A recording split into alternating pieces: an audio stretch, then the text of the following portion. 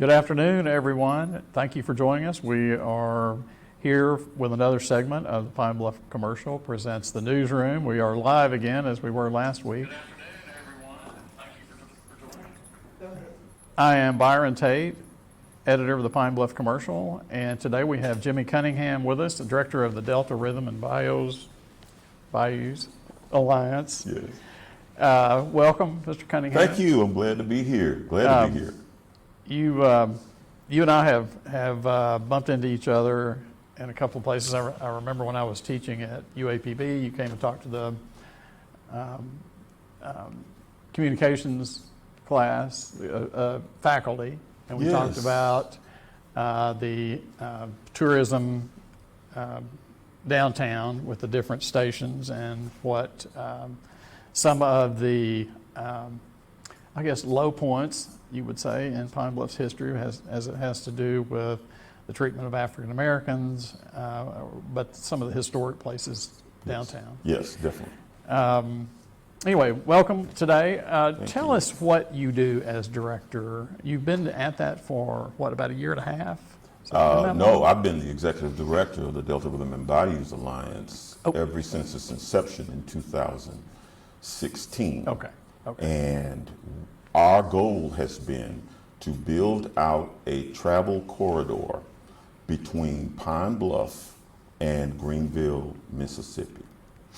There are so many untold stories between these two cities. And what you have is, you have one road, basically, which is Highway 65 South, which runs into Highway 82 East in Lake Village. Right. There's no turnoff or anything. You just run straight into it, and then you go over the bridge. Hop over the Mississippi. And you're right in Greenville. Right. And the great thing about this stretch is that the music greats that are up and down this area that have had some level of engagement, the arts greats that have been up and down there are enormous in terms of their contributions to America, but there hasn't been enough focus on them. Also, this area between Pine Bluff and Greenville, remember, Pine Bluff and Greenville are two of the historically largest cities in the Delta proper. So for music, and particularly for the Chitlin circuit, that meant that artists were traveling between these two cities, going across the river and straight up the highway, stopping in places like McGee, Dumas, Gould, Dermott, and other places headed to Pine Bluff to make money. So the Chitlin Circuit story is a story that deserves to be told. And what we've been trying to do is to organize all these cities on the highway so that we can have a corridor where tourists come from all over the world, and they go from city to city, and hopefully they drop coins and dollars in each town. Now, to this point, we have been able to convince the Arkansas legislature in 2017 to pass a bill that would create the Delta Rhythm and Bayous Highway. That's Highway 65 on the Arkansas side. I've seen the signs. 2018, we were able to convince the Mississippi legislature to designate Highway 82 from Greenville, and they ultimately did a little bit further, but it works in our advantage, from Greenville to Indianola, Mississippi, which is probably about 20 miles away from Greenville, as the Delta Rhythm and Bayous Highway. And then later, we were able to work with the City Council in Pine Bluff to designate an area where there was a ton of art and magic through music and other areas. We had a district designated as the Delta Rhythm and Bayous District. We were also able to get the City Council to designate a portion of 3rd Street as Bobby Rush Way. And we had a big spiel for Bobby Rush and several things. So we've had art exhibitions. We currently have right now at the UAPB Incubator an art exhibition that looks at all of the artists up and down the highway, but it also looks at uh, issues related to freedom, because you can't tell the story of the musical blues without telling the story of the social blues. And so we have a number of images there. We've done other exhibits. The Runaway Blues is another example. We've done Catfish Soul and Blues Friday at the Incubator. We've been involved in a number of things, and we continue to collaborate with the Advertising and Promotion Commission, along with the Jefferson County Heritage Trails Task Force. So a lot of times these projects are like, this is what we want to do, but you're saying this is what we are doing. This is ongoing. That is correct. That is correct. So one of the things you have talked about a lot is cultural tourism. Yes. Talk to us a little about that. There seems to be, I mean, that's a big part of the draw, right, for It is. bringing people in, that there are lots of people in the country who would follow that, who would come here to investigate that further. Yes. Over time, attitudes amongst tourists have evolved. Going someplace years and years ago would have, been fine, just something sort of artificially created, a miniature golf course, or, a mini Disneyland or something of that nature. But what has emerged today as the biggest area of tourism is cultural heritage tourism. Cultural heritage, yeah. Tourists now want to discover stories that they never knew. They want to understand places and their contributions, their highs, their lows. They want to immerse themselves in what's unique about an area, especially as it relates to culture and history. And so we have in our region, and particularly in Pine Bluff, particularly in Jefferson County, an enormous untold set of historical narratives. We have done so much in the world. You can literally ask yourself, what would the world be like without Jefferson County and its contributions? And literally, you would have to take off dozens of things off the table that we have given to the world. But we haven't done a good job over time of telling our story.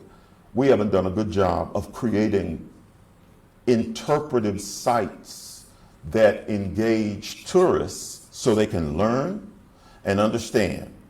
And so what we were able to do in having the city council to designate a district, and this is the beauty of the history in Pine Bluff. There's this one district, this one place in all of Pine Bluff where history sort of rushes into the area like a river, and it is just incredible. In the district, the Delta Rhythm and Bayous district, you have the story of Civil War, civil rights, blues, cotton, slavery, music in general, the Chitlin circuit, cinematic innovation. All these things converge in the district, and they open up these incredible opportunities for Pine Bluff to tell a story that no one else can tell. I remember covering a meeting where you were speaking, and I believe you said there are communities that take advantage of their stories. They do. And they may have one or two or three, and we have so many more stories, like way more than even a community that makes a lot of money, basically, Yes. from their cultural heritage tourism. Yes. They have this many stories to tell, and we have this many stories to tell. That's exactly right. And just to give you a quick example of one, Walnut Ridge. Walnut Ridge is not known for much of anything. I'm sure the people there are great, but they just didn't have something that was distinctive until they sat down at a table and said, we need to come up with something for cultural heritage tourism. They had one thing that was distinctive about them, one thing. And that one thing was, in 1968 or 69, the Beatles were going from Dallas to St. Louis, and they made a pit stop at Walnut Ridge. Wow. They got out of the plane, they went to the bathroom. Now, citizens were alerted at this time. Of course, the late 60s, they were at the height of their popularity. But What they landed at the they landed at the regional airport, whatever the little airport municipal was. They airport. just they landed there, and then they proceeded to go to the bathroom. And they had been told, the citizens had been told, the Beatles were coming. So every citizen that was in Walnut Ridge showed up and watched them go to the bathroom, and then back to the plane, and then they took off and went to St. Louis. That was their 15 minutes of fame. That was their 15 minutes of fame, and they have milked it up and down because now they have interpretive sites related to the Beatles. I was driving down the street, heard NPR do a report on Walnut Ridge on the top 10 places where you can get Beatles memorabilia, where you can see Beatles memorabilia. And Walnut Ridge was in the top 10. They do a festival, they have a Beatles park, and it's from this one little grain of a fact that they built out something that they have been able to pull tourists and have some great recognition for. We have, I cannot tell you the number of stories that we have. Well, Elvis came by, right? Oh, I mean, we have everybody. We have people that have come here. We have innovations that have occurred. You wouldn't hear sound on film were it not for Freeman Harrison Owens, who invented the phonofilm. Nielsen ratings are the invention of, or the development of Freeman Harrison Owens. There are so many areas that I could talk about in depth.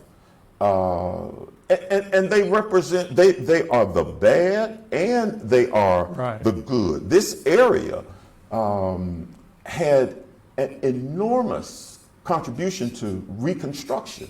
The Reconstruction era in Pine Bluff was really incredible, in the 70s, 1870s, and 1880s. Blacks were owning businesses and they were involved in city government at a level that you couldn't find in many other places. And at the same time, following Reconstruction, we began a series of lynchings here that accumulated to the point that Jefferson County is the largest major county, has the largest number of lynchings of any major county in the state. Pine Bluff had the largest number of lynchings by hanging in 1866 of any city in the nation. So you have this kind of yin and yang, and you have the super best, the super worst, and sort of what's in the middle, and the crazy and the hilarious as well. But it's all part of our very layered history, which is like an onion. And we can do so much with it. And I've seen other places that have done more with multiple stories, and they are just actually doing fantastic. Clarksdale, Mississippi has branded itself as the epicenter of the blues. And folks come, I've been to festivals there where people were from Germany, Belgium, Really? Jamaica, England, Canada, and they come. Clarksdale has about 10 festivals that have somewhere between 10 and 15,000 people that come. Do you know how many homecomings that is for us? Yeah, 10. I mean, that's enormous. Yeah. That is enormous. So pick one of those pieces of cultural heritage, what you think might be the most popular, and tell me what that would look like.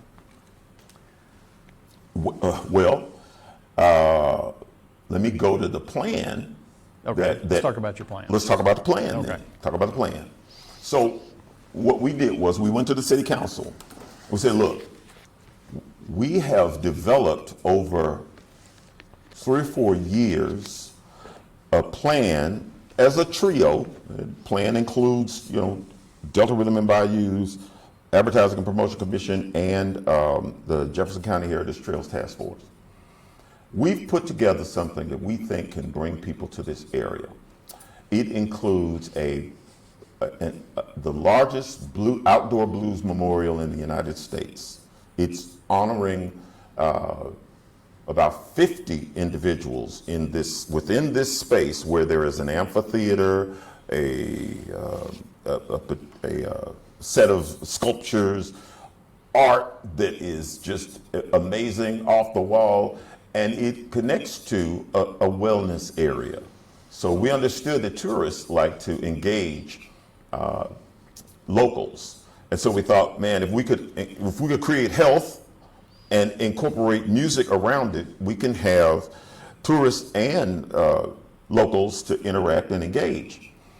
So that's a big stage right there. Across the street from it is our Chitlin Circuit stage, which is the smaller area, but you've got an area there that, again, honors the Chitlin Circuit folks. And it's another stage for performance. Now, these all can be multi-purpose areas, but they are splashed with color and with sort of paying homage to individuals and sites that are no longer there. We have an area within this sort of square this larger square that we've created that is a cinema, an outdoor cinema plaza. And then behind that, we have a food and truck plaza. All this is where you can have your festivals, you can have engagement. We can even have additional museums, additional signage, where we can bring living history into these areas, where the art and the placemaking and the music and the movies and this is just in a subsection, a smaller section of the district. We went to the city council and said, we would like for you to fund this. They agreed to fund this at a level of $2 million. Right. What That you need. Oh, just for we needed $6 million for just the carve out, the square carve out. That's not the whole district. That's just that carve out. But what we wanted to do was about 2 or 3 things. We wanted to get a cultural engagement specialist that would help us do programming in these spaces. We wanted to have money to start acquiring the spaces in the 4-block area or in the 4 square area. And then we wanted to build out one venue. Mm-hmm. So the one venue, that would be the Blues and Wellness Park. That's the $2 million. That's the $2 million. Right. That's the $2 million. And so that's what we said to them. And not only did we say it to them, but I believe that projects of this size should be based on data and not just on feeling. Right. And so we went to the city council and had a plan presented by a professional consulting firm out of Philadelphia.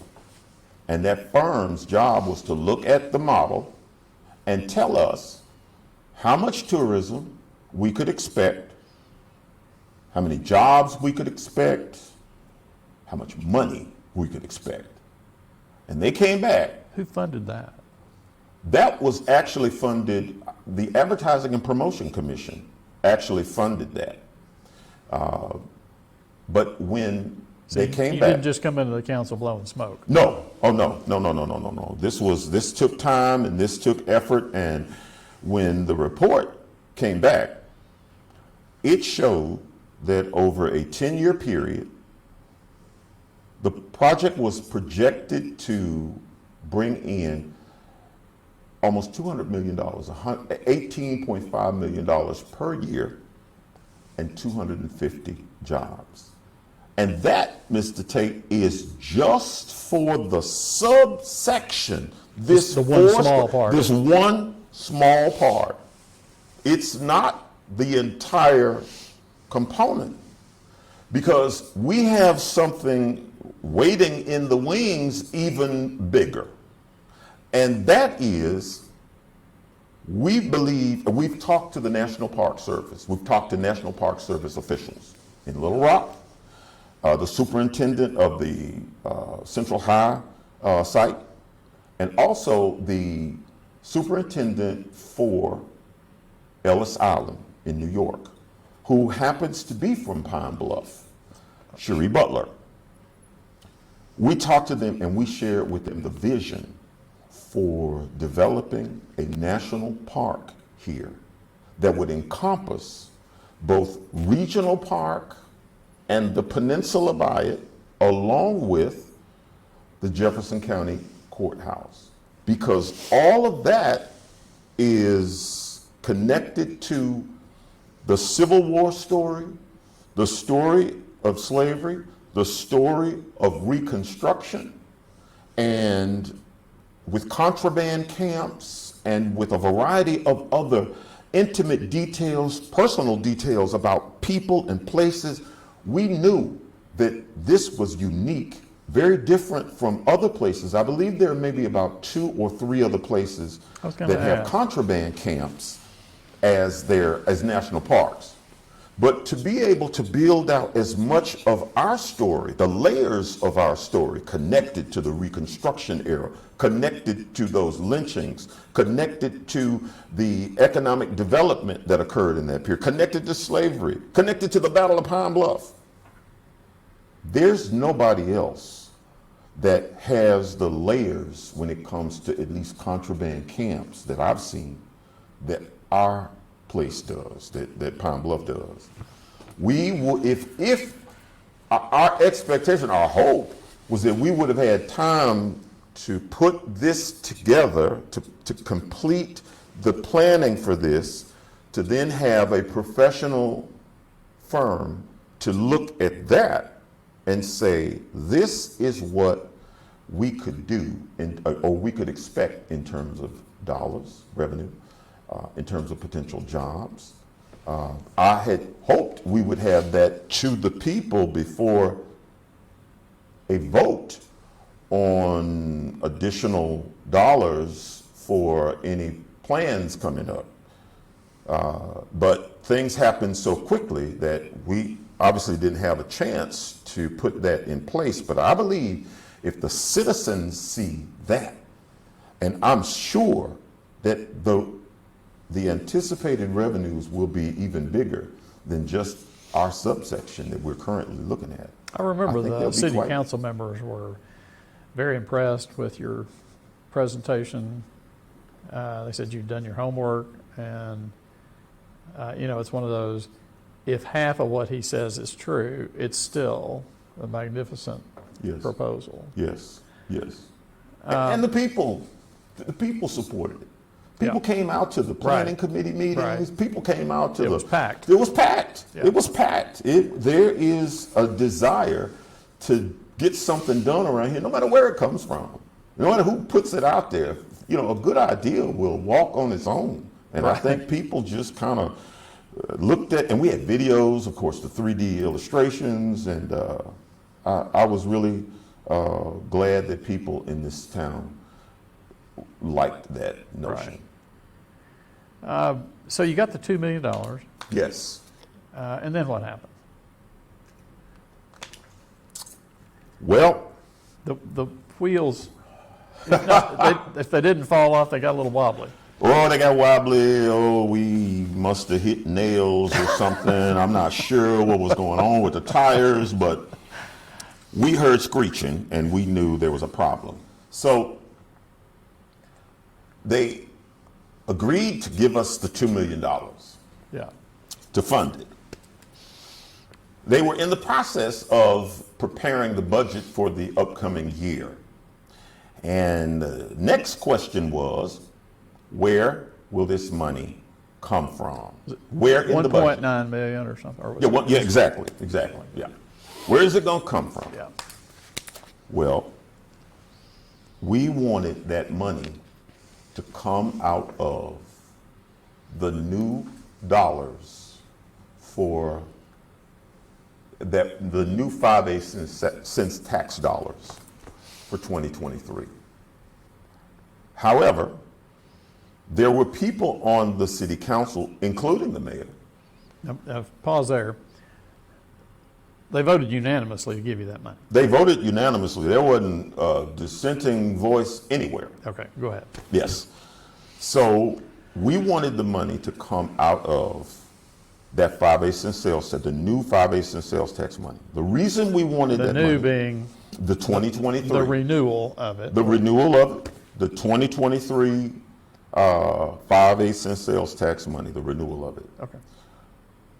We wanted that money to come out of that because we didn't want to have to deal with the entanglements and the complications and some of the challenges that have beset us in engaging Go Forward. We thought if that money is, and when I say given to us, that's kind of a misnomer. It's really given to the Community and Economic Development Office. So they would have gotten the money, a line item for them only, and they would be able to administer it. Why through them? Is that just an arm through which a lot of that kind of funding comes? Yes, it is. It is. Much of the funding would, For lack of a better place? Maybe? Exactly, Yeah. exactly. And so we wanted that to be set aside. But that posed a problem. And the problem, though there were discussions about cash flow and other kinds of things, the problem was that this was going to set a new precedent. And that precedent was seen as a dangerous precedent. This would be the first time that any of that 5/8 cent sales tax money would be out of reach of Go Forward. They would have nothing to do with any dollar of that money. That It was precedent going to come through urban renewal, right? Well, what they wanted, what some of the city council members and the mayor wanted, was for that money to just come from the surplus Okay. that Go Forward had. All right, go ahead. Right. Sorry. And that surplus is in urban renewal. Yes. It's in their line item. It's in their line item. Exactly. So they wanted it to come out of there because that money would, if it came out of there, it would still be under the control, under the auspices, under the watchful eye of Go Forward. And they could say yay or nay to anything because they were the signatories there. We went back and forth with the city council, and they ultimately said, no, you've got to get this money. We've got to put this money under urban renewal and let Go Forward be over that. So we said, okay, now we have to raise more money because that $2 million really is it's just a start to even build out the venue. So it's probably going to take about maybe $3.5 million. So we have to go out and look for additional dollars. That is A&P, Delta Rhythm and Bayous, and the Jefferson County Heritage Trails Task Force. We got to do that. But that was what occurred. Now, what was interesting to us was that we were told that if you, and this is I think in December, when the city council meeting was going on and when they were talking about how this money could be allocated and kind of what was up, they said to us, they said, if you take that $2 million out of the new money that's coming up, you're gonna blow the whole budget. You got cash flow issues. There's nothing that we can do to change this because it's just $2 million is too big of a hit for us to have in this, especially since you're not going to use the $2 million immediately. I think the irony there was that where the money sat was not being used at that moment. But that was okay. But if they gave it to you and you weren't, I guess, in the next 30 days writing $2 million in checks and using it right then, that was a bad thing. $6 million had sat in surplus for 3 or 4 years. It just sat. In fact, it was discovered when an audit was done by Bill Moss and George Stepps. It was brought to the attention of the city council. Guess what?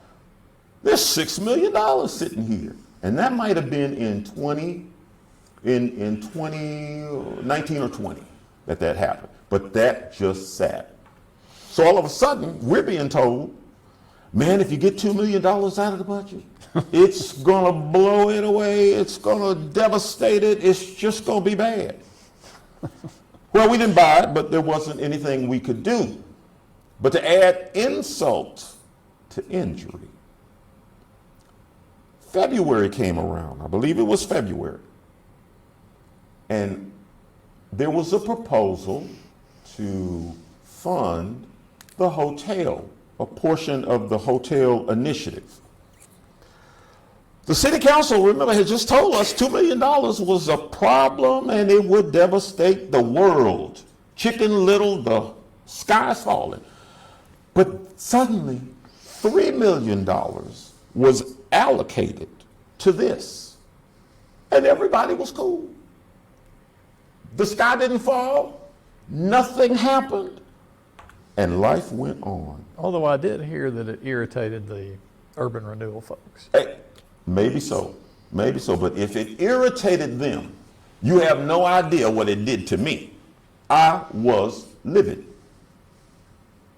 But I thought, this is the landscape. This is what we have to work with.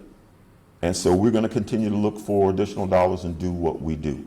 But that's been that just has been a major concern. So it would seem that most of their irritation would have been the precedent that was set. Oh, yes. Obviously, the money had been sitting there. The money was sitting there. For a long time. If it was $4 million and not $6 million, apparently that wouldn't do much damage because the money had been sitting there for quite a while. Sitting there. But it was the precedent that we would take Go Forward money and hand it to Jimmy. Yes, because think about it. They knew the tax was coming to an end. It was about to sunset, and they knew that there's going to be a re-up, or there's at least the public is going to go through a process of looking at what to do. They did not want a precedent to be set where someone else had additional dollars, had done a good job with it, and they could make the argument that, hey, we don't need Big Brother here to help us do this. And so they fought, and they won. They won that battle. But you still, you have had some face-to-face assurances from council members. Not that you can buy a cup of coffee with that, but they have said, we will support you. Oh, this is not gonna fall in a ditch. They have told us up and down that they support us and that they're not gonna let this fall apart, and and we're gonna make sure we're watchdogs that will keep ahead of things. But you don't buy that completely. I can't buy that. My experience won't let me buy that. Let me tell you why. I'll give you an example of sort of the influence of Go Forward on the city council and why it's hard for me, even though well-meaning people say it, we're going to do what we can for you. But still, If the wind shifted, if the wind shifted, it's The a whole votes would different thing. shift. So let me give this example. Go Forward never did support this. They were never really supportive of our plan, our district plan. I had talked to Ron some time back. they would claim that they have been supporting this since Oh, I know. day one. I know. But Of go course. Of course. Of course. They had this Reinvent Pine Bluff, Reinvent Downtown initiative. Early on, Ryan did call me. Dr. Watley called me and said, hey, we're trying to build out some cultural stuff. This was the very beginning of the tax. I didn't support the tax when it was passed the first time, but I wanted to be a contributor to anything that was going to be built out. It's my town. So I came, we talked, and they brought in an urban renewal consultant out of Northwest Arkansas. He sat down with me and I sat down with the students. I talked to them about the history of the area because they were looking at how do we create programming? How do we create something cultural in the downtown area? But they needed to know the story. They needed to know the narratives, and they didn't have them. So I talked with all of them. In fact, we did a tour around the city. Yeah. I went to sites and told them, hey, this is what happened here. This is what's going on here. This is why this building's here. When they got done with that tour, they went back to Fayetteville. And a few months later, the consultant at Fayetteville came to Pine Bluff and came to the community theater with a presentation of Reinvent Pine Bluff. And it included the plan for downtown. And at that point, when I saw it, I was blown away. I could not believe they were going to put a music plaza. This was their plan. They were going to put a music plaza from 4th and State all the way to 4th and Walnut. There were competing plans. This is next to the railroad. These are so what you have, and they had these wonderful drawings of kids happily swinging. They were on swings next to the train tracks. People engaging right by the train tracks, not passenger trains, but cargo trains, where coal or wood chips or every other kind of thing. So I said to him, we can't do this. This is not good. This is a public safety hazard, first of all. And secondly, are you kidding me? You're going to do a music plaza next to the train tracks? Who's going to be able to hear the music? Well, that didn't go over well with them. That didn't go well at all. And I ended up having a conversation with them in a meeting. 5 of us were in this meeting, including the consultant. And I told them, I can't support this because effectively it's crazy. And they said, I remember the consultant said to me on the phone, I know what's best for Pine Bluff. You all argue down there, and this is part of that conflict. We're not going to let it happen. And I said, I will not be engaging you all anymore. I turned and talked to Dr. Watley. I said, where you need to be developing is the areas where we have the history, not just on 4th Street. He told me that is not doable. We are not focusing on anything cultural north of 4th Street. Well, that is when we sat down with the trio of A&P, Heritage Trails Task Force, and Delta Rhythm and Bayous and began to build out the plan. The plan that ultimately was accepted by the city council. So at that point, you and Watley were going. Oh, yes. It went just like that. It went just like that, But those were competing projects Ultimately, at the before they. well, see, they never could get any funding for the tragedy next to the train tracks, the plan that they had. They were applying for grants through the National Endowment for the Arts with the Our Town grants. They couldn't get any funding, they couldn't get any traction, and then I went to the city council. And I told the city council, do you know what they're planning? And city council members said no, because they often don't see grants before they come out. Right. They said, and I told them what it was, and they were like, are you serious? And yes, that did create a big gulf. They didn't have a plan after that.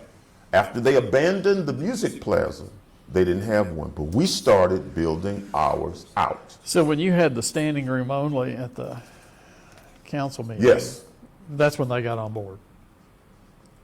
Give or take? Oh, no. That's exactly when they decided this was a good idea, when they saw that the community supported it and that the politicians were in support. Remember, at that planning committee meeting, almost all of the city council members were there. Right. And they all wanted to raise their hand in support of it when it was brought to the planning committee. So politically, you'd be out of your mind. So it was either get on Jimmy's train Exactly. or be left behind. Or be left behind. And they weren't going to do that. And so, we took off and they jumped on.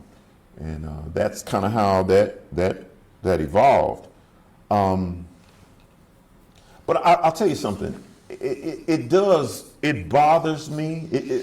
There's something that nags me when people say, well, if you don't pass the Go Forward tax, you don't have a plan.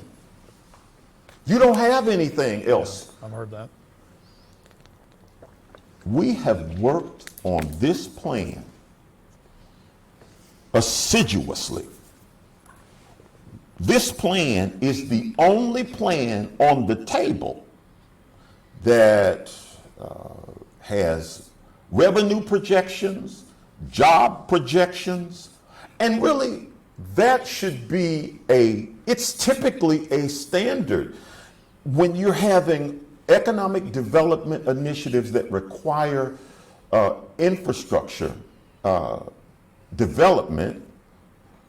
Typically, you do have impact studies. What is the return on investment? Right. Those things are normal and expected in other places. So when we brought our impact study, we were following the legislation that the city council had passed, which said, if you've got infrastructure projects, you need to have an impact study. But it never, they haven't had to produce that. And so when people are saying, Go Forward has a plan, well, they got a plan, but they don't have any data with it. They don't have any dollars to tell. They've got something that you can say, it feels good. It's just got a good feeling to it. Is that the way you feel about the 6th Avenue and Main Street plaza there? Yeah, I actually do. Is that an attempt to, we got to build something so people can see something we've done? Listen, when Go Forward abandoned their music plaza, they didn't have anything else big that was built in that they could show. Now I want you to remember, they had this reinvent downtown plan. It had the citizens paid over $300,000 for this plan to be built out. Almost none of that plan has been implemented now. One of the things that was going to happen with that plan was the development of Lake Saracen. Right.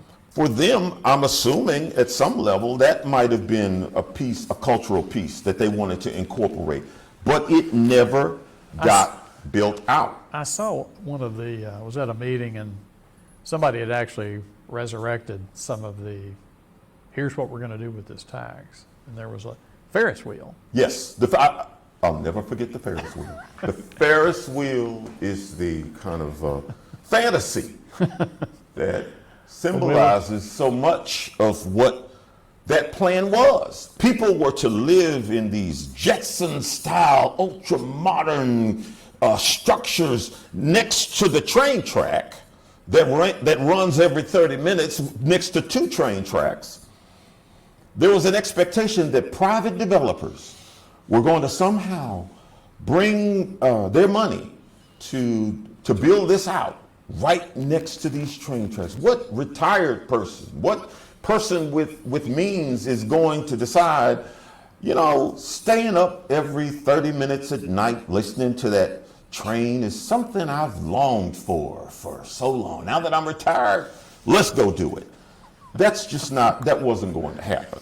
And the plan itself just fell apart. It fell apart so bad that it stayed on Go Forward's website for years until the election. Right. The person who no brought longer it there. said it's no longer there. It's no longer No there. Ferris wheel, I guess, in our future. No Ferris wheel and none of the other stuff that was supposed to be happening. Let me circle back here. When we put our Delta Rhythm and Bayous district plan together, we went to the Planning Commission. Planning Commission, we asked for $1 million for this. It just so happened that Go Forward was finally catching up and putting something together because they needed to have something to show.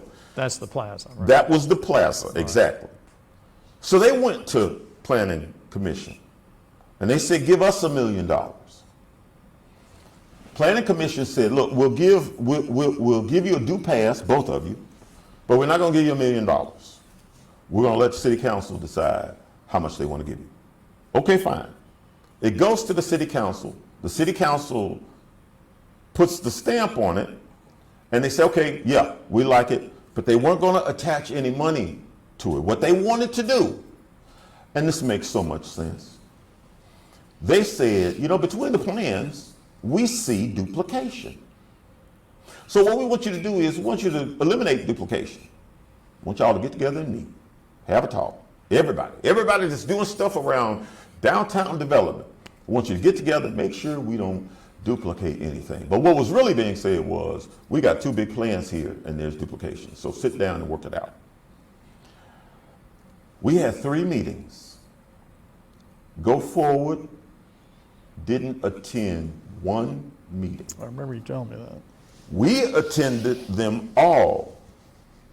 That was Now- the plan, to get together to figure out how you can get rid of duplication, but the other side didn't show up. Go Forward did not show up. And so we ended up, the time elapsed after those 3 meetings, and Go Forward's plan went before the city council. This time to allow some monies from that surplus that had been sitting for years to go to this project.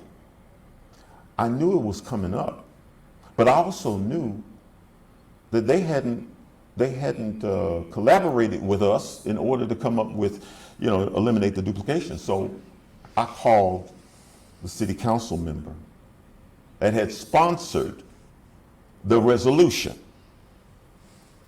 I said, you can't pass this tomorrow because they haven't eliminated the duplication. The city council member said, I'll get with you later. And that was it. I never heard from that person. The next day, they came back. Nothing about duplication was discussed. Now, what is it that's being duplicated? What's being duplicated is we are creating a memorial park with an amphitheater. The amphitheater is going to have relief sculptures and art and everything else that celebrates all this good stuff, and it's an anchor in that area. Go Forward's 6th Street Plaza includes an amphitheater. Why is Pine Bluff paying for 2 amphitheaters 2 blocks away from each other. It's paying for those because Go Forward has had the ability to ensure that when they didn't want to conform to something, they didn't have to. And we're going to continue on building out our model. But Because you got approval for that. because we got approval for that. That's correct. But, You think we'll end up with 2 amphitheaters? well, they've approved the 6th Street Plaza. Now, granted, the amphitheater is right next to homes in their model. And I don't know how that's going to work in terms of noise ordinance. I don't know how that's going to work in terms of people being comfortable with concerts going on over there, right just across the street from them, essentially. But that's an issue that the council will have to, they'll have to take up. But yes, that's what's going on. So last week, we had Mr. Watley in here and the mayor for a little while. And I asked him directly about that situation. Not the 2 amphitheater situation, but the supporting you situation. This money, well, what I asked him was, it was not okay to give Jimmy Cunningham $2 million, but it was okay to give the Marriott project $3 million. So along those same lines, he defended what had happened, and he said, and even we are on board with this, and we even have a mural going up. But I guess he's misunderstood what that mural is, because he made it sound like that was part of your project that they were supporting, but that's not your mural, right? No, I was shocked beyond belief when I was told at a meeting just last week, must have been Thursday night, Thursday night. I think our Thursday was. Maybe Thursday night. We sat with him. I was shocked when 2 people came to me and said, hey, I didn't know you were doing a mural downtown in collaboration with Urban Renewal. And I was like, what do you mean? He said, well, it's part of the interview. They've already talked about it, and pretty much you'll put a price tag on it and everything. $30,000. $30,000. Yeah. I'm like, what? It's interesting. That whole situation is interesting.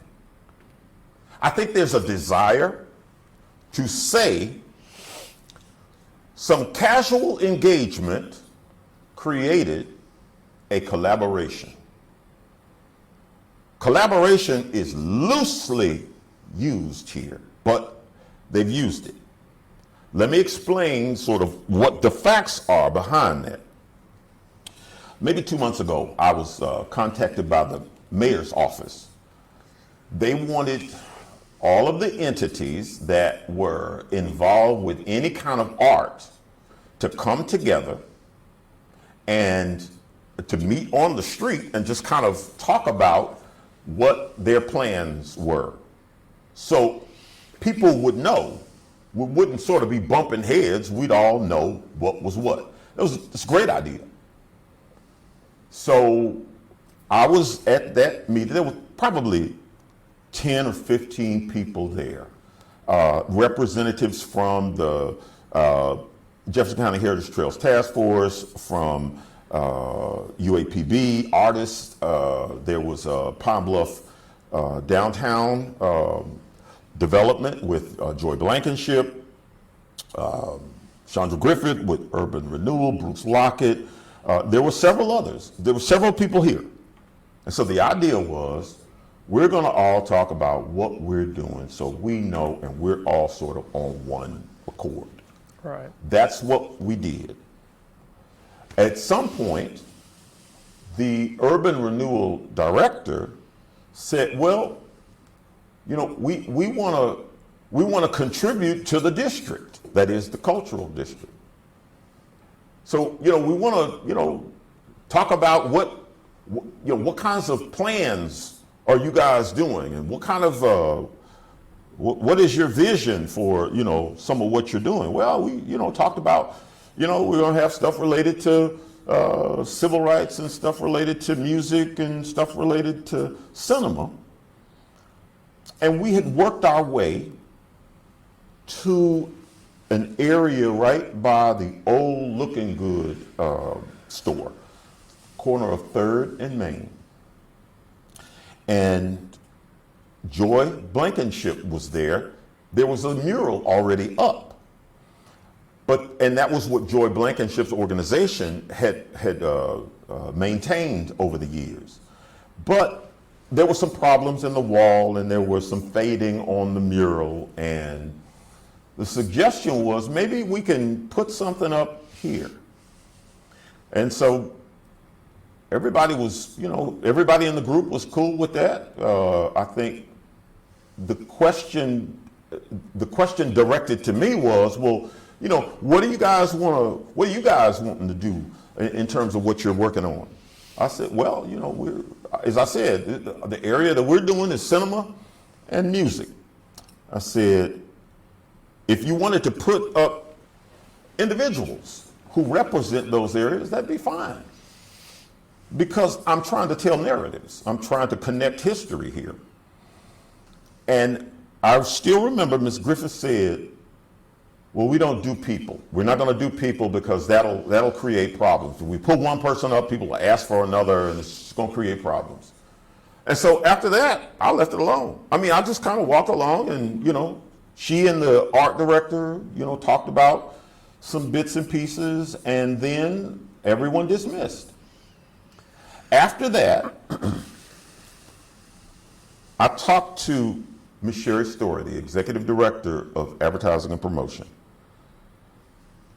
Though the email had not been sent to me, there was a drawing that had been forwarded to her.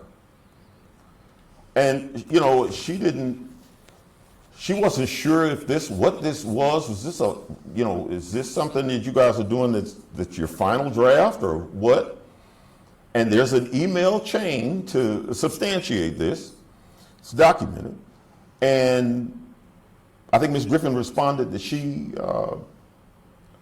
wasn't in control of the final result. It was up to the city council. And that was all the communication we ever had. Then I found out last week that Dr. Watley is saying that there's $30,000 that we've collaborated, we've engaged.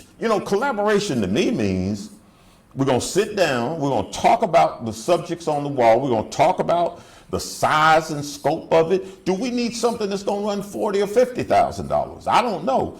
But we had none of those conversations. Now, Urban Renewal was already going to do art. They were already looking at art before we ever got funded. Urban Renewal was already having conversations about art in the area. So when I heard they were doing something, I'm assuming it's out of their budget. One of their projects. One of their projects. Just like Joy Blankenship's work is out of her budget. When I discovered this last week, I knew one of two things had happened. Either Urban Renewal had taken its own money and had turned around in an effort to try to make a collaboration seem like something that it wasn't. They had then said falsely that was our money. That was one thing. Or the second, which I'm believing more and more might have been the case. They took potentially $30,000 out of the $2 million that we have sitting in the bank or sitting under their line item and decided that was what was going to be used for this project. We knew nothing about that. And let me tell you, when we went to the city council to get approval, we went to get approval for a cultural specialist land acquisition, and one site, the Delta Rhythm and Bayous Blues and Wellness site. That is on 2nd and State, and it extends over to 3rd and State.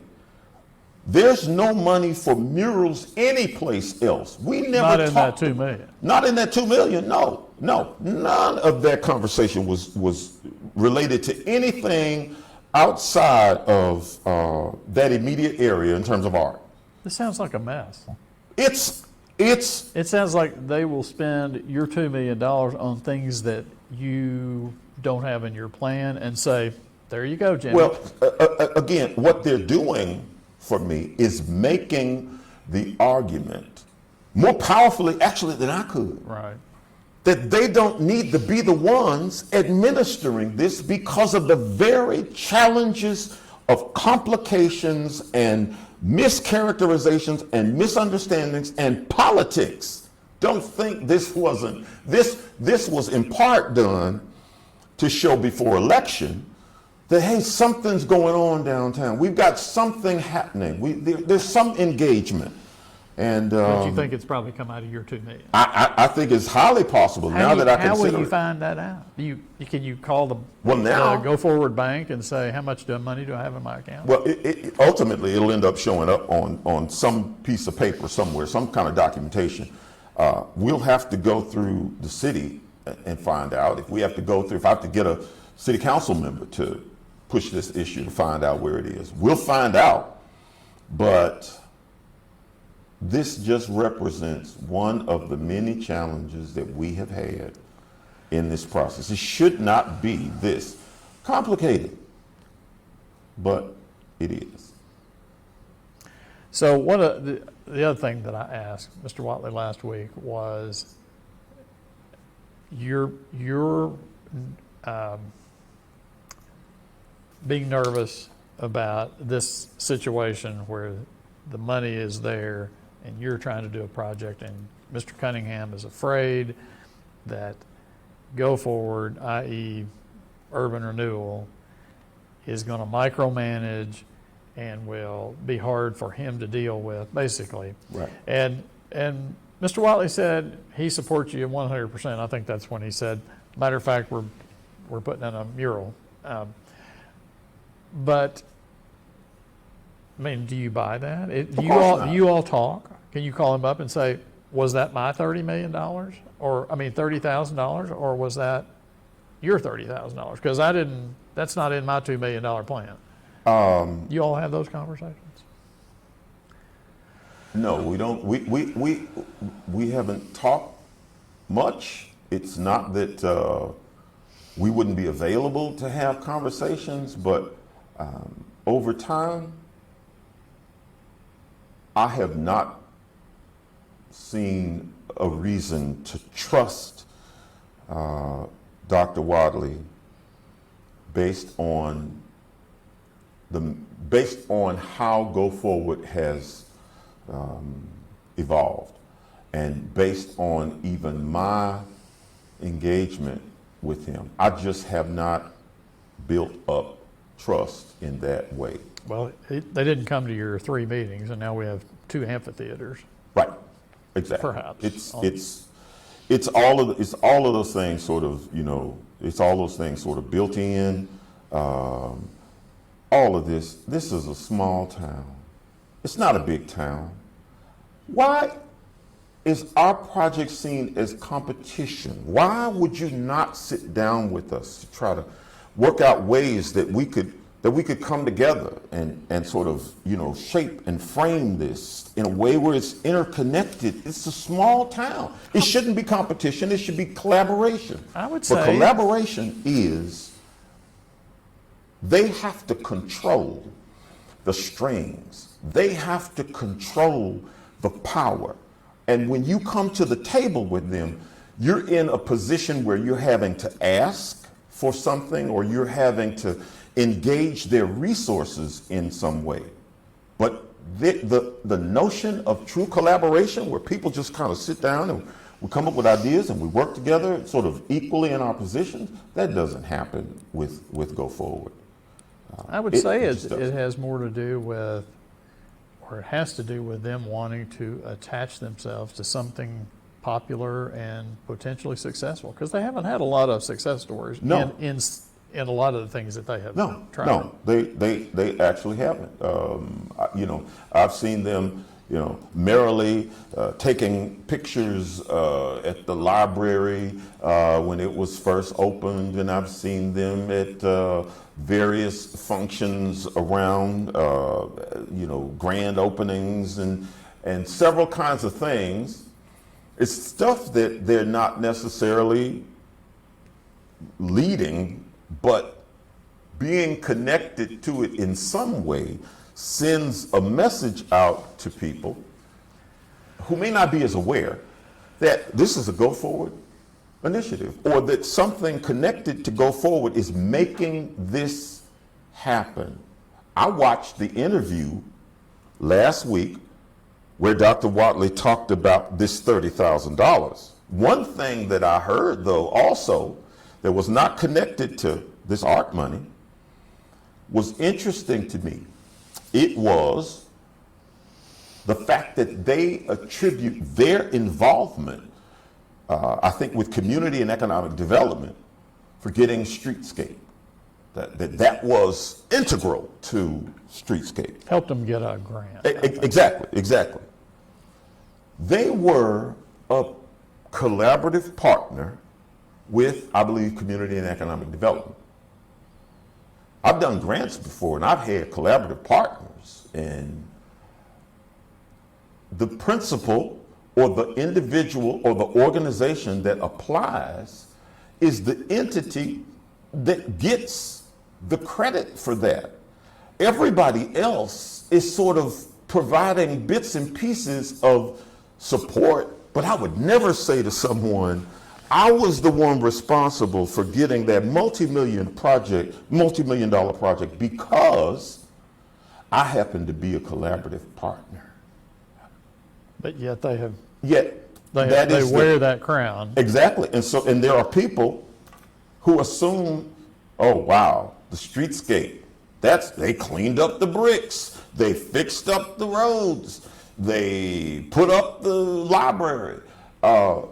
There are a number of ways that I think people could be confused about what Go Forward has done, because in this period that they've been working, there have been other projects going on. And those projects, in some cases, have not been connected to them. So we got a vote coming up. Yes. Early voting starts tomorrow for the renewal of the 5/8 cent tax. It goes to Go Forward. Funds Go Forward. We also have a 3/8 cent tax, which probably we won't talk about today, but I'll just, for edification, that's a earmark for public safety. The first one sunsets, like the one now. Mm-hmm. The second one, the smaller tax, is for, it goes on forever. Mm-hmm. And so early voting starts tomorrow and runs through Election Day, a week from tomorrow. So my question, you didn't support Go Forward the first time. No. Do you support it this time? No. And I ask that because that project, even if that money, if you perceive that the city council and the Go Forward board and Ryan Watley, if they've all been playing games with this money, playing a shell game, Jimmy, where's my money? Mm-hmm. It's over here. But the fact that there's money there is because of that tax. Yes. So if you say bye-bye tax, Mm-hmm. aren't you saying bye-bye to potentially some of your project or future millions of dollars perhaps? Well, what I'm saying is bye-bye to this kind of leadership that Go Forward has provided, and this kind of model that fits under this tax. If the tax does not pass, the $2 million is still in place. But the other $2 million less 30,000. Well, now less 30,000 potentially, but the $2 million is in place. The rest of the money, we would have to raise that money somehow. What I think is we are able, as a city, we have the skills and the ability and the people to sit down and craft a new model which will incorporate the plans of the Delta Rhythm and Bayous District and other plans that might be out there so that we can have a better, more transparent process that folks will gravitate around. I believe that we have the ability to do that. Unfortunately, what has happened is we've been put on a fast track to this election. And, you know, as much as I have voiced my concerns about Go Forward, I have to voice my concerns as much about what the mayor and the city council did in fast tracking this. It is clear that this community is divided on Go Forward. Go Forward has become a lightning rod among many people in this community. In fact, some might say the community really is you love it or you hate it. There's almost no middle ground in here. If you know your community has those kinds of divisions, what I think you would do, what would be smart, is to help build consensus. You could take the time, a year, a whole year from now, when the tax is scheduled to sunset. If there are misconceptions, misunderstandings about what Go Forward is, Go Forward could have the time to build out a case and clear up misconceptions out here. At the same time, people would have an opportunity to pull together all of the plans and say, look, all of the other plans and say, look, this is what the alternative is. Right now, if Go Forward wins this election, they lose and the city council and the mayor lose. Why? Because half the population is going to feel like you ram this down our throats and now we have to pay for it. And that's going to aggravate those divisions even more. To me, it makes sense even if you're a voter and you support Go Forward. If you know your fellow citizens out here are this divided, I would say to a supporter of Go Forward, vote no so that your citizens, your neighbors, your family members can have more time to digest this, to divest themselves of misconceptions, and have a better way to frame and understand this. They can correct, voters can correct what the city council and the mayor did by fast tracking this. And it doesn't mean those people can't turn around next year and vote for Go Forward again after they've given the community time to digest and understand this process better and have some additional discussion and dialogue around alternative plans. I don't think they've ever said why they are having this election so early. Some people have suggested, well, because I think the water company is wanting a 41% rate increase, so that's perhaps in the offing. Sure. And the school district here is looking to probably at a millage request. Well, the new superintendent has said we will have to have a millage increase because they want to build a new high school, et cetera, et cetera. So some have suggested they want to get the Go Forward tax proposal into voters ahead of those things. Yes. So what do you see? But I think it's more than that. I think there's one thing that stands out in my mind. If you have an election, you have a special election, like you had the last time. Special elections always almost always bring fewer people to the polls. Sure, yeah, They brought fewer people to the polls the last special election. yeah. And if you think that your project is divisive, you don't want huge numbers of people to turn out. Right. Because your model from the last time around was that the special election gave us an edge because only select voters go to the polls with issues like this. Yes. A broader, more diverse set of individuals, particularly by income, will turn out in general elections, primary elections, but not necessarily with special elections. And I think they understood that, and I think that's a driver in why we're Sure. now voting in May. I totally agree. And that's why you don't put a school millage. School votes are in different Yes. times of the year, but probably historically, because you don't want that to show up on the general election, because you will get a bunch of people going, tax increase for the schools? No way. Right. And, That's right.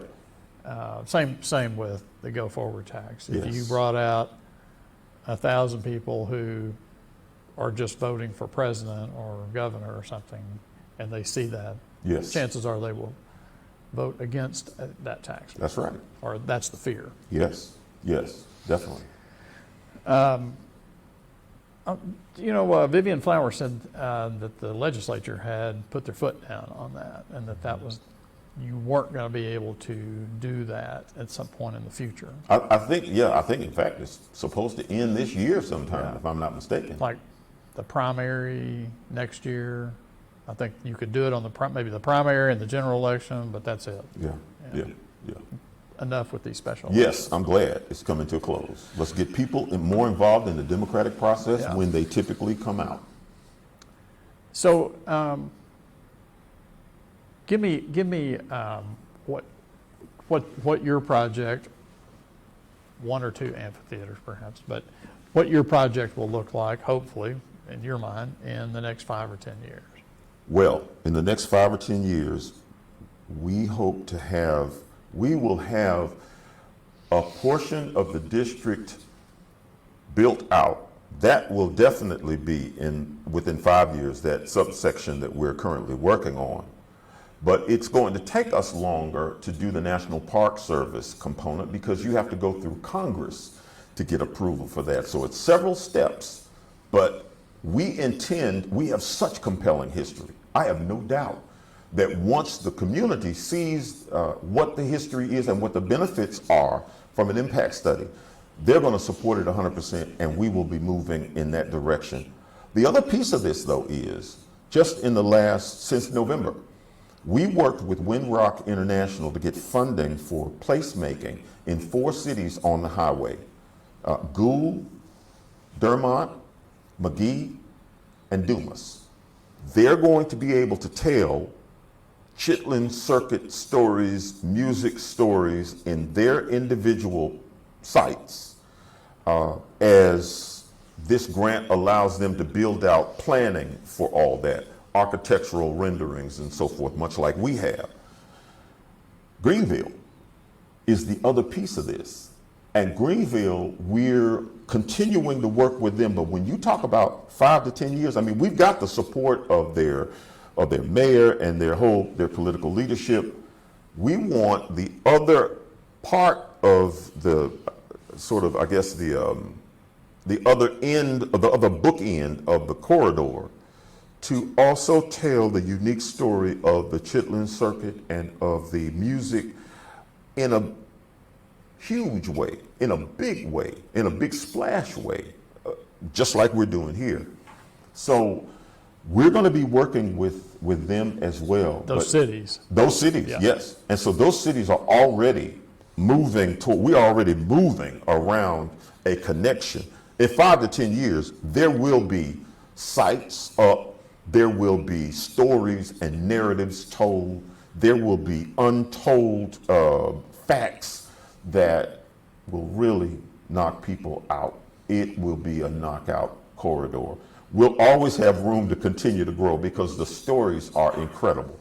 But in 5 to 10 years, you wait for this thing because it's going to be rocking. Are you using any high tech? Because I remember we talked about it, and you know, if you can go up to a house for sale and hit a code and it Yes. gives you a walking tour of that house. I mean, that's a pretty powerful tool if you could go up and see a presentation or a video, or you know, this is what this site looked like in the past. Or Oh yes, yes, yes. We're working with some people who are specialists in augmented reality. There is an individual that is with the Arts and Science Center who's just been there a year now. I think his background is he came from Crystal Bridges, and he has a specialty in augmented reality. We want people to be able to walk around our area, push a button, pull up their phone, and there's a splash of 3D imagery that brings an area to life even more than what we have in the physical world. So that's all a part of what we're doing. Right now, we have videos as well. We have the video series, Delta Rhythm and Bayous video series, that tries to tell the story, the narratives within the district. And hopefully it helps people to understand the highs, the lows, the superlatives, the powerful pieces that are built in that we keep talking about are really the building blocks for our cultural machine here, if you will. I meant to circle back with you and ask you about the national park. Yes. You took this to a couple of people that Yes, you know. to superintendents. What was their reaction? They were so supportive of this. They were totally supportive of this, especially after we showed them the videos, the documentary pieces that we've built out. One we've released to the public, one we haven't. But when they saw those, they got it. They understood. And the individual, the superintendent at Ellis Island, who's from Pine Bluff, she had worked on the Harriet Tubman National Historic Site when it was all in its development stages and moving along. So she was very familiar with Reconstruction history and with contraband camps. And she said to me, she said, Jimmy, you got more to work with. You got more layers of story to work with than I've seen with anybody with the other contraband camps. I said, I know. And she said, you got to do this. Y'all got to run with this. How many national park entities are there in Arkansas for that? I mean, there's the Fort Smith one. Well, Hot Springs is a national, the whole Yeah. city is a national park. And then Fort Smith has theirs. I think Arkansas Post Yeah. is a national park. So there's not that many. There's not that many. The area at Central High is, there are There are different layers. there are different layers. Yeah. There's a National Historic Landmark. There's a national park. But it all falls under the National Park Service. So Right. whatever the distinction is that we can get at the national level, we feel like we can knock this clean out of the park. We're the place where the only conviction of an individual for violating the Emancipation Proclamation occurred, where the first one occurred in the United States. There's so much history. I could go through a recitation of so many facts. It's unreal when you peel back these layers and see what we do have. But the public should look at Explore Pine Bluff. Shameless plug. They should look at Explore Pine Bluff to see the first video in the documentary series. And we'll be releasing those every month. So they'll get a chance to understand what the historical and cultural assets are in those stories. How long is that? The first one is about 14 minutes. It's longer than anything else because the others are about 7 to 8 minutes. Okay. Well, you know, the Pine Bluff Commercial runs the Explore Pine Bluff features every Monday. Yes. I don't see why, if you all produced a story, if there was a story that came out that was an Explore Pine Bluff feature on that we couldn't attach a video. Yes, yes. That was already, okay. Yeah, I think because the story came out, you guys, Yeah. covered the story, but. I'd forgotten we attached the video. Though. Yes. So we're just a story, we're a city pregnant with possibility. We have what we need. We got to figure out how to get the plums and just pull them down. Many of these plums are low hanging. But if you got folks fighting on the ground, holding your legs and taking you through hoops to get to the plum, if you got complicated people who jump at the plum and tell you they got it and they don't have it, it's a problem. But we have them, and we can make the comeback. And I'm so excited about the possibility of a comeback in this town. It's doable. And we have the stuff to work with. So we don't have to fake history. We don't have to create artificial stuff that doesn't mean anything. We got the real McCoy right here. And hopefully we'll be able to work that and to take it to the level it needs to go. Okay. That sounds like a conclusion. That sounds like it to me, yes. Thank you for coming in Thank today. you for having me, I appreciate it. It's good seeing you. All right, good to see you as well. We have one question concerning the Delta Wisdom Institute Cultural Interaction Center. Will Go Forward Pine Bluff commit to investing with Cunningham to make this a reality? Well, we've had $2 million allocated by the city council.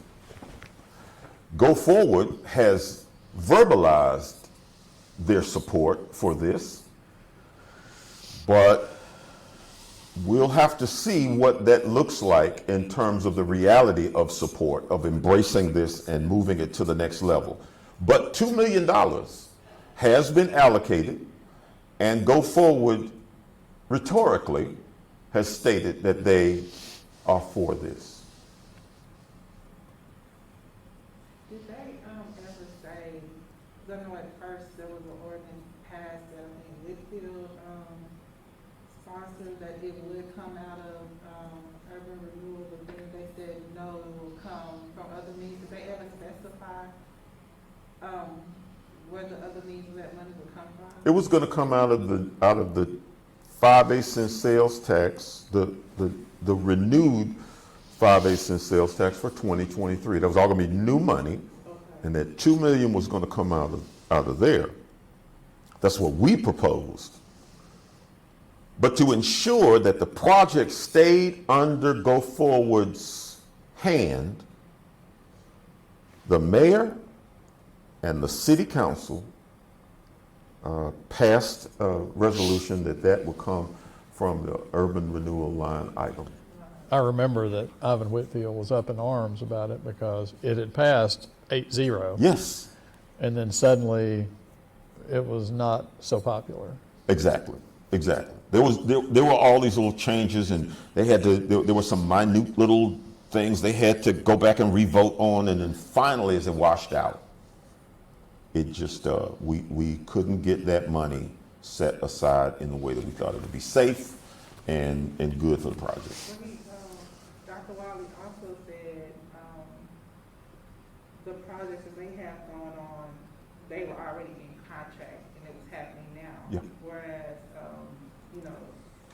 that why the money didn't need to be at such an urgency for you. Right. You agree, with his Not argument on that? at all. Not in the least. The problem with that is what they explained to us in December was that if you take $2 million out of our budget right now, it's going to create cash flow problems and issues that will open up the floodgates and pour on us, devastating our initiatives. But 2 months later, I think it was in February, they had a proposal for $3 million for the hotel. That wasn't even thought about in December.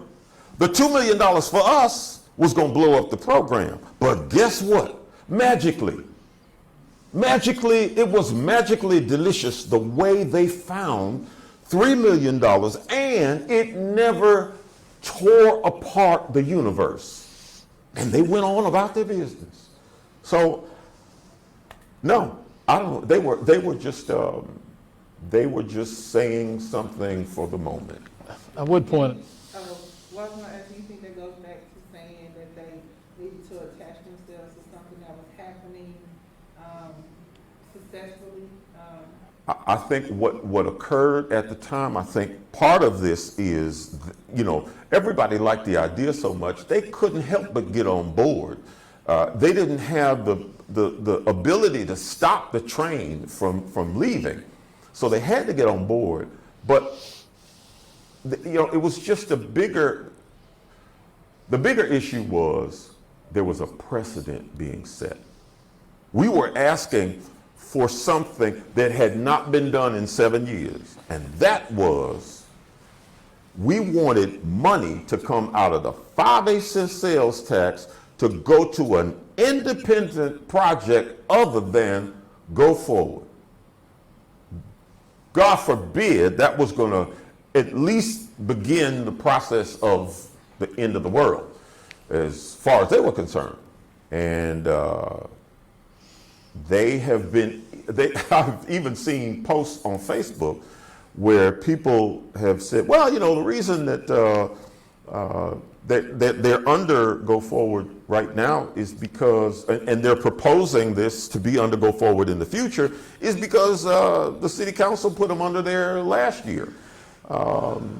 And so, it kind of feeds itself, but it's that, I think the precedent was the problem with Go Forward and concerns about a precedent change with the mayor and with some city council members. I think it's important to point out that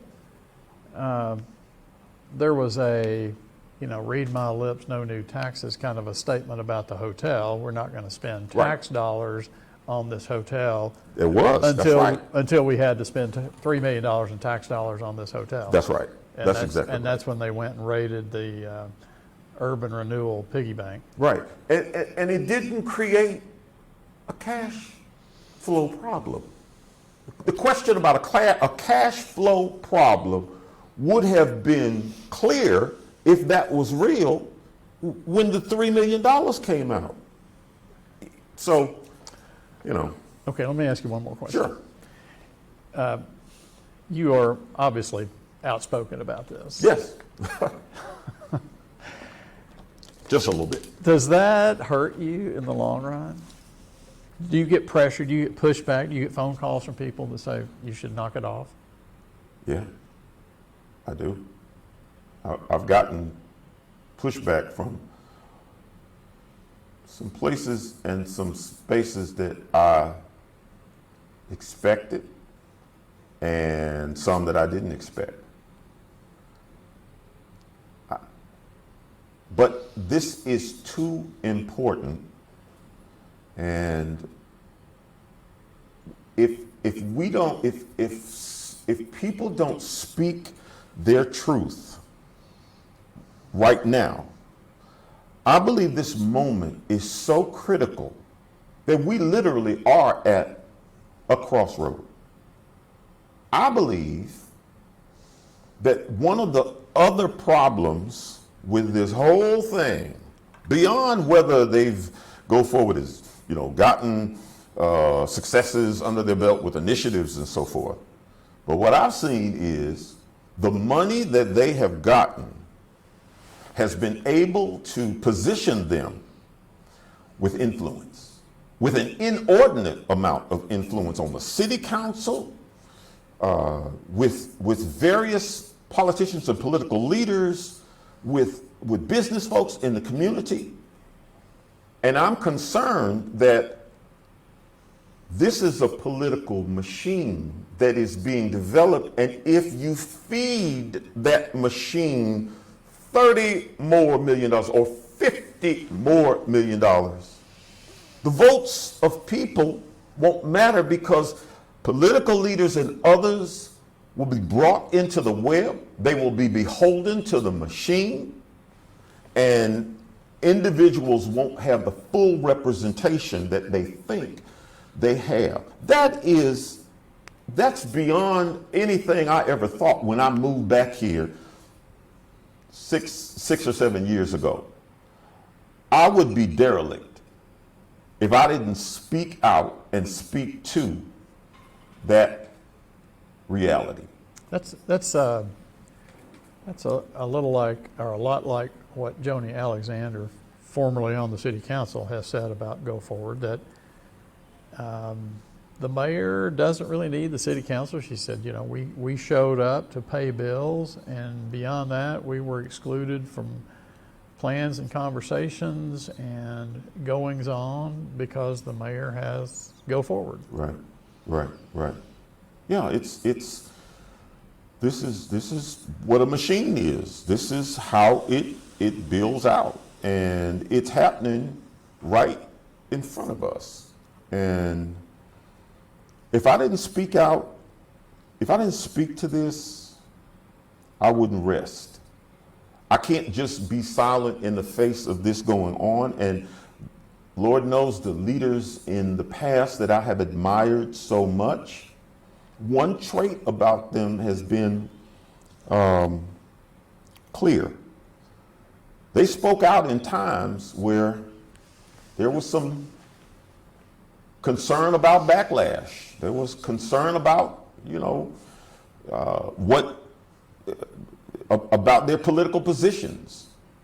But their truth was powerful and withstood the test of time over decades. And we're better because people stood up when it wasn't popular in some circles to do so.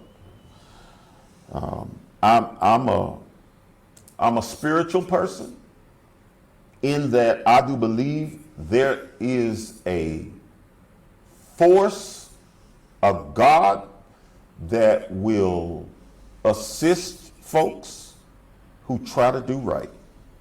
And that's the only way I can rationalize trying to walk through landmines.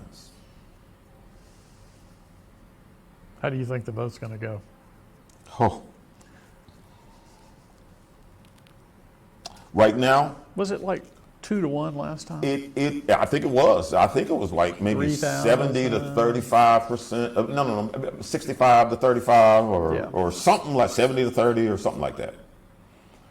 But not a lot of people voted. Right. Not a lot of people voted. This time, though, see, back then, it was novel. It was new. It was unique. We had a Ferris wheel coming. You had the Ferris wheel and everything coming. It was just a party. It literally was like, like somebody coming in and like saving the drowning, victims.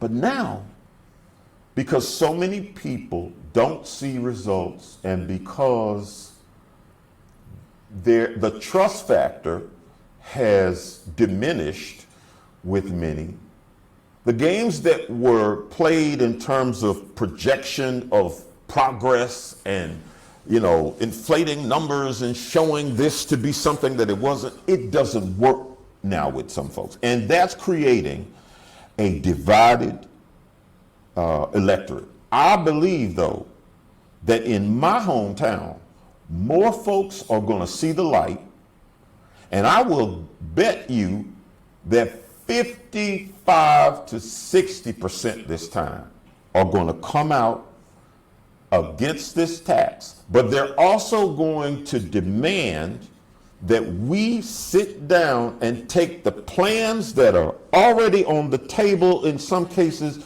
and pull them together and come up with a new thing that is vibrant and acceptable to the public. I believe that.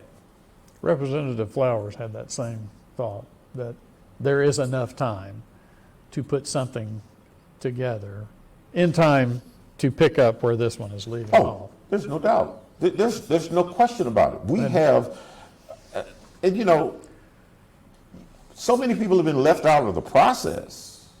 I mean, you know, if you didn't get a chance to get on, if you weren't a white collar worker with a 9 to 5, and you know, sort of worked odd shifts or anything, you didn't have an opportunity to sit at the table and say, look, I need something in my neighborhood. I mean, all this, you know, good fudge that you guys are putting out here, I got street light problems, I got drainage problems, I've got, you know, crime problems or a variety of other things in my neighborhood. What can I have a voice? And the meetings weren't set up so that you could even engage those folks. And I think people have felt left out. Yeah, on purpose, of course. And I just think people have been left out and locked out. And you can, to quote Abraham Lincoln, I think you can fool some of the people some of the time, but you can't fool all the people all the time. I think there are more people, the growing number of folks, and I think that number continues to grow even as we get closer to the election date. So I'm hopeful that my town will do it. There's arguments on the pro side Yes. for this, and a lot of people will vote for it. Yes. I just hope a lot of people get out and vote. Yes. And it's not just a, what's up for election? You Right. know, hopefully people engage and think about it. Yes. And you know, we've been through a lot in this town. We've had ups and downs. I think people see this as I think the sense that we're at a crossroad is prominent in some folks' minds, to the point that I think some people will get out and vote now that wouldn't have with a normal special election. So I'm sure there will be more voters than there were the first time. And I think that's going to benefit the cause of getting a new plan and a new, or assembling new plans and old ones, and moving forward with progress. Okay, I'll say goodbye again. All right. One more time. Thank you. I appreciate it. Nice to have you. All right, good to be here.